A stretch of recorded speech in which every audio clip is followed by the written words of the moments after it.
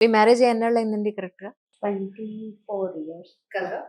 ఇన్నాళ్ళలో మీ ఇద్దరి మధ్య అభిప్రాయ భేదాలు వచ్చినప్పుడు కానీ అలకలు వచ్చినప్పుడు కానీ మీరు ఎలా అడ్జస్ట్ అయ్యారు? ఇన్నాళ్ల పాటు ఎలా మీరిద్దరు కలిసి ఉండగలిగారు? ఎందుకంటే దిస్ క్వశ్చన్ నిజంగానే సొసైటీకి చాలా ఇంపార్టెంట్. ఓ ఇంత అడ్జస్ట్ అయి ఉండాలి ఖచ్చితంగా, కానీ దానికి భయపడే పెళ్లి చేసుకోవట్లేదండి. ఇంత అడ్జస్ట్ అవ్వాలా బాబోయ్ అని.